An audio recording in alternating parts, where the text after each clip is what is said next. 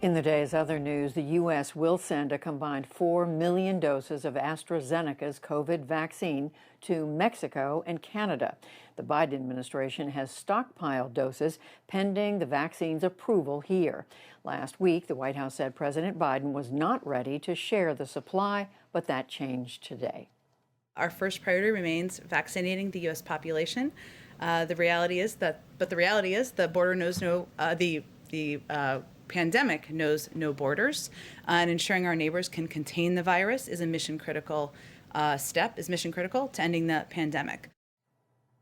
Meanwhile, Mexico announced travel curbs along its southern border to contain COVID. Growing numbers of Central American migrants have been heading north toward the U.S. The European Union's Drug Regulatory Agency said today the AstraZeneca vaccine does not pose a significant threat of blood clots. A number of European states had suspended use of the vaccine pending the findings. The fight over wearing face masks sparked fireworks at a U.S. Senate hearing today.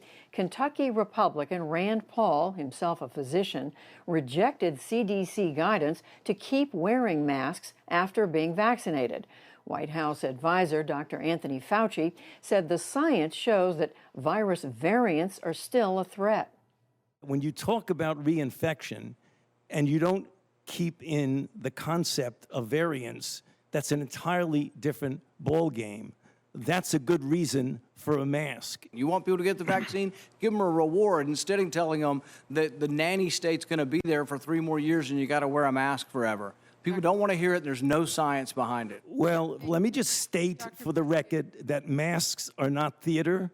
Masks are protective. And we have immunity there, theater. If you already have immunity, you're wearing a mask to give comfort to others. You're not wearing a mask because of any science. I totally disagree with you.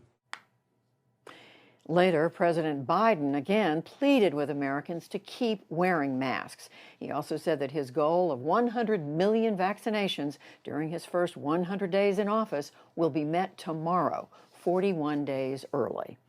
The U.S. Senate today confirmed Xavier Becerra as the Secretary of Health and Human Services. The California State Attorney General squeaked through 50 to 49. Democrats rejected Republican claims that he is too liberal and knows little about health care policy. The U.S. House of Representatives moved late today to pass 2 major immigration bills. They grant legal status and potential citizenship to some 2 million dreamers brought here illegally as children and 1 million farm workers. The 2 parties jousted over the need for action versus border enforcement. Dreamers are doctors, nurses, lab technicians, contact tracers, and job creators. Farm workers are getting infected and dying from COVID at a much higher rate than the general public. They are literally dying to feed you. There are legal avenues to enter our country. Doing otherwise is a violation of our laws. Unfortunately, House Democrats are not interested in making any serious attempt to address this crisis. Today, they were voting on 2 bills that not only do nothing to address the problem, it ignores the problem, but will actually worsen the situation. It is unclear what the bill's chances are in the evenly divided Senate. The Biden administration's first high-level talks with China have begun in Anchorage, Alaska. Secretary of State Antony Blinken opened the meetings with China's top 2 diplomats this afternoon. He said he'll raise Chinese human rights abuses, economic coercion, and other issues. Russia's President Vladimir Putin accused President Biden of hypocrisy today. Biden said this week that he believes Putin is a killer. In response, Putin said it is Biden who represents a history of violence. Regarding the American establishment, its identity was formed in circumstances that are well known. The colonization of the American continent by Europeans was tied with the extermination of the local peoples. This was followed by a brutal, long, and difficult period of slavery. All of this continues in history to this day. Otherwise, where would the Black Lives Matter movement have come from? A U.S. intelligence report this week said that Russia tried to hurt Mr. Biden's chances in the U.S. presidential election. The Kremlin denied that. Back in this country, a former ambassador to Russia, William Burns, has won Senate confirmation to be the director of the CIA. It came without opposition on a voice vote. Powerful storms rolled across more of the deep south today, with Georgia, Florida, and the Carolinas bracing for possible tornadoes.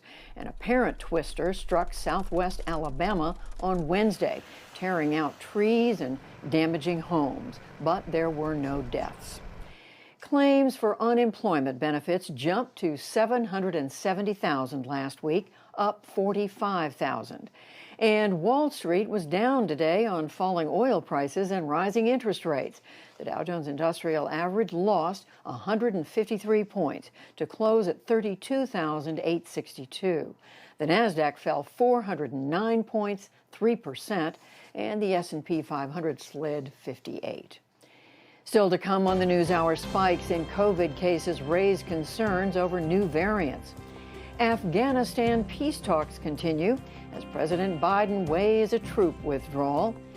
Despite the repeal of the travel ban, many families remain separated by the U.S. immigration system, plus much more.